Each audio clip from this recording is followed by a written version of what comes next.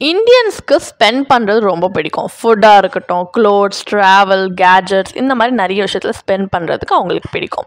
But இந்த everyday spending ட்ரெண்டையே நம்ம ஒரு இன்வெஸ்ட்மெண்ட் ஆப்பர்ச்சுனிட்டியாக மாற்றினா அதுதான் exactly Motilal Oswal consumption fund actually aim பண்ணுறாங்க. ஸோ இந்த வீடியோவில் எப்படி அதை செய்ய நினைக்கிறாங்க அப்படின்றத கம்ப்ளீட்டாக பிரேக் டவுன் பண்ணி பார்க்கலாம். Hi there, welcome back to holisticinvestment.in. So இந்த ஃபண்டை நம்ம அனலைஸ் பண்ணுறதுக்கு முன்னாடி இதை பற்றின சில பேசிக் டீட்டெயில் தெரிஞ்சுக்கலாம். இது ஒரு திமேட்டிக் ஈக்விட்டி ஃபண்ட். இந்தியாவோட க்ரோயிங் கன்சப்ஷன் ஸ்டோரிக்கு லிங்க்டாக இருக்கிற கம்பெனிஸில் இவங்க இன்வெஸ்ட் பண்ணணும்னு எய்ம் பண்ணுறாங்க. Like FMCG, retail, autos, consumer durables, travel and more. So idea பார்த்தீங்கன்னா simple.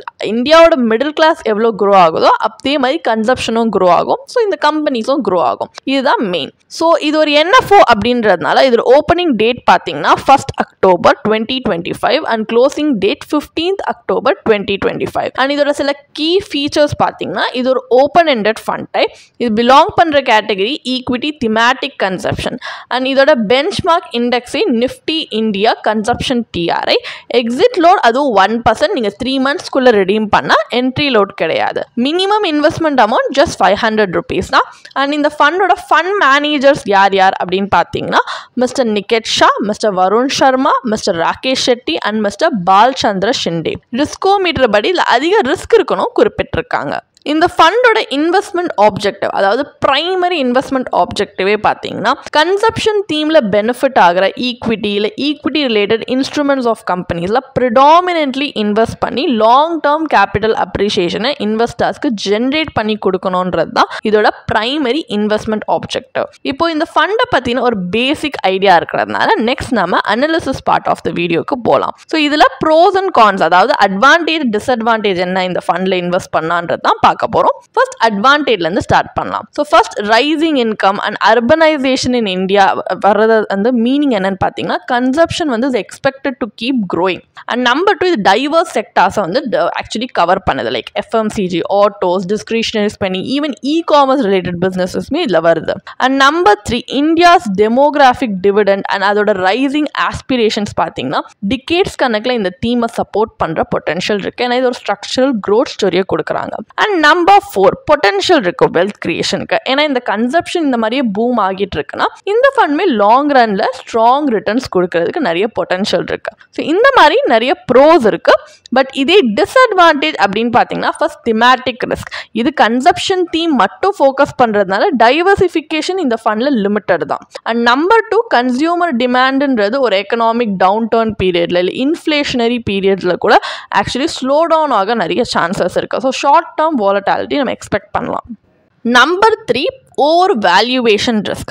Popular consumer companies often பார்த்தீங்கன்னா ஹை வேல்யூவேஷன்ஸில் ட்ரேட் ஆகிறதுனால ரிட்டர்ன்ஸ் இம்பேக்ட் ஆகிறது ரொம்ப இது இருக்குது. இன்னொன்று நம்பர் 4 இது ஒரு கோர் போர்ட்ஃபோலியோ ஹோல்டிங்க்கு ஐடியல் கிடையாது. இப்போ உங்ககிட்ட சர்ப்ளஸாக மணி இருக்குது, ஜஸ்ட் நீங்கள் இன்ட்ரெஸ்டடாக இருக்கீங்க இதில் எப்படி தான் பர்ஃபார்ம் பண்ணுதுன்னா அப்போது ஒரு சேட்டலைட் இன்வெஸ்ட்மெண்ட்டாக நீங்கள் வந்து இதில் இன்வெஸ்ட் பண்ணி தென் ஓவர் தி இயர்ஸ் நல்லா பர்ஃபார்ம் பண்ண வேணால் நீங்கள் வந்து இன்க்ரீஸ் பண்ணலாம். பட் ப்ரைமரி ஃபண்டாக இதில் இன்வெஸ்ட் பண்ணுறது இஸ் நாட் ஐடியல். இந்த மாதிரி நிறைய ட்ராபேக் இருக்குது. இது எல்லாமே மைண்டில் வச்சு தான் இன்வெஸ்ட் பண்ணணுமா இல்லையான்றதை பார்க்கணும். அப்போ ஃபைனல் டேக்அவே என்ன? மோத்திலால் ஆஸ்வால் கன்சப்ஷன் ஃபண்டில் இன்வெஸ்ட் பண்ணுறது வர்த்தா இல்லையா? ஒரு ஷார்ட்டாக சொல்லணும்னா இது இந்தியாவோட க்ரோயிங் கன்சியூமர் ஸ்டோரியை ரைட் பண்ணுறதுக்கு உங்களுக்கு ஒரு ஆப்பர்ச்சுனிட்டியை கொடுக்குறாங்க. ஸோ ஒரு இன்வெஸ்டர் அதுவும் இந்த மாதிரி இந்த ட்ரெண்டோட லாங் டேர்மில் வந்து பிலீவ் பண்ணுறாங்க அப்படின்னா அவங்களுக்கு இது ஒரு குட் திமேட்டிக் பிளேயாக அமையும். பட் இதில் கான்சன்ட்ரேஷன் ரிஸ்க் இருக்குது. அண்ட் ஒரு வெல் டைவர்சிஃபைட் போர்ட்ஃபோலியோவில் ஒரு ஸ்மால் போர்ஷனை அலோகேட் பண்ணுறது ப்ராபப்ளி நம்மளுக்கு கொஞ்சம் ரிஸ்க் ஃப்ரீயாக இருக்கலாம். பட் கம்ப்ளீட்லாம் இல்லை, மோஸ்ட்லி மேனேஜ் பண்ணுறதுக்கு ஹெல்ப்ஃபுல்லாக இருக்கும். ஸோ பட் எங்களுடைய பர்சனல் ரெக்கமெண்டேஷன் பட் என்ன அப்படின்னு பார்த்தீங்கன்னா ஒரு ஃபஸ்ட் டைம் இன்வெஸ்டராக இருக்கீங்க, இல்லை நீங்கள் அவ்வளோவா ரிஸ்க் எடுக்க விரும்பாத ஒரு கன்சர்வேட்டிவ் இன்வெஸ்டராக இருந்தாலுமே இந்த ஃபண்டில் இன்வெஸ்ட் பண்ணுறதை நீங்கள் தவிர்க்கலாம். ஏன்னா நான் ஆல்ரெடி சொன்ன மாதிரி இது வந்து நம்ம இன்வெஸ்ட் பண்ணுறது ஒரு பிளைண்ட் ரிஸ்க் தான். ப்ராப்பர் போர்ட்ஃபோலியோ ரிசர்ச் எதுவும் இல்லை. இது ஒரு நியூ ஃபண்ட் ஆஃபரிங், ஒரு என்எஃப்ஓ அப்படின்றதுனால நம்மக்கிட்ட ஐடியா இல்லை இது எப்படி பர்ஃபார்ம் பண்ணும் அப்படின்னு. இந்த தீமில் தான் இன்வெஸ்ட் பண்ணால் இதே மாதிரி சிமிலர் எக்ஸிஸ்டிங் திமேட்டிக் ஃபண்ட்ஸ் இருக்குது ட்ராக் ரெக்கார்டோட. ஒரு 7 to 10 years ட்ராக் ரெக்கார்டு இருக்கிற ஃபண்டில் மார்க்கெட்டில் ஹைஸ் அண்ட் லோஸ் அனலைஸ் பண்ணி நம்மளால் வந்து ஒரு கால்குலேட்டட் டெசிஷன் எடுக்க முடியும். நம்ம அங்கே எடுக்கிற ரிஸ்க் கால்குலேட்டட் ரிஸ்க். பட் இதை நீங்கள் உங்கள் கோர் போர்ட்ஃபோலியோவில் நீங்கள் வந்து இன்வெஸ்ட் பண்ணுறீங்க, ஆட் பண்ணுறீங்க, தென் இது ஓவராலாக நல்லா பர்ஃபார்ம் பண்ணலன்னா ஓவரால் ரிட்டர்ன்ஸுமே அந்த போர்ட்ஃபோலியோவில் இம்பாக்ட் ஆகும். ஸோ நம்ம எடுக்கிறது பிளைண்ட் ரிஸ்க். ஒரு சீசன் இன்வெஸ்டருக்கே பார்த்தீங்கன்னா என்ட்ரு அண்ட் எக்ஸிட் எப்போ திமேட்டிக் ஃபண்ட்லன்னு கரெக்டாக ப்ரெடிக்ட் பண்ணி வெளில வர்றதுன்றது லிட்டில் பிட் ஹார்ட்.